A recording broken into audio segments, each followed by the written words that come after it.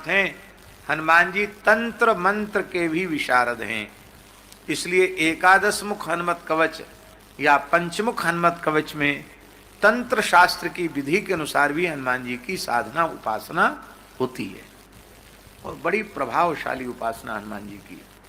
एक मुख हनुमत कवच, पंचमुख हनुमत कवच, एकादश मुख हनुमत कवच, ये इतने सिद्ध स्तोत्र हैं कि अद्भुत चमत्कारिक सिद्ध स्तोत्र हैं।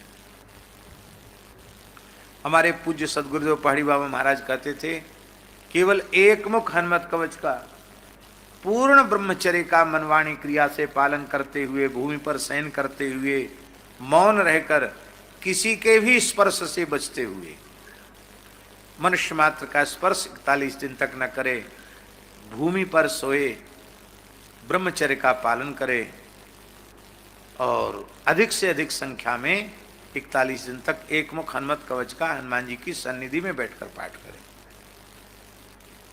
तो कहते उसको उसकी दृष्टि के सामने भूत प्रेत ठहर नहीं सकेंगे, इतनी तेजस्विता उसकी नजर में आ जाएगी।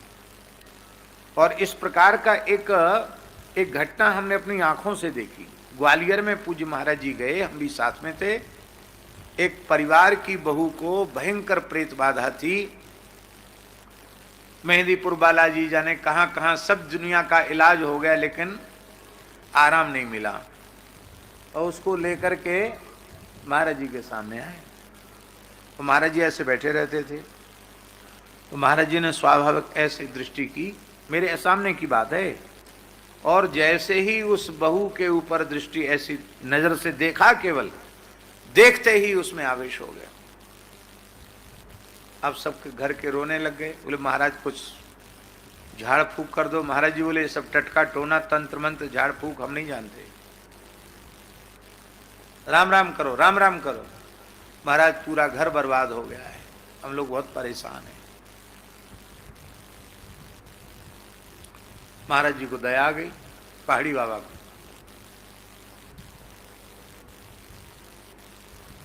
उस प्रेत से बोले, ए क्या करता है, क्यों परेशान करता है, छोड़ के चला जा। उसने कहा हम क्या परेशान करेंगे, हम प्रेत योनि में स्वयं परेशान हैं, तो क्या करें, तुम परेशान हो तो। बोले हमारा उद्धार करो। तो महाराज बोले कैसे होगा, तुम ही बताओ अपने उद्धार का उपाय।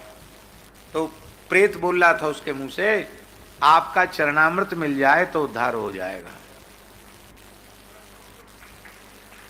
महाराज जी ने इशारा किया मुझसे, तुरंत हमने एक कटोरी में महाराज जी के दाहिने चरण का अंगूठा धो करके, और जैसे ही दिया, प्रत्यक्ष नेत्रों के सामने की घटना है, पीते ही वो ऐसे बेहोश होके गिरी।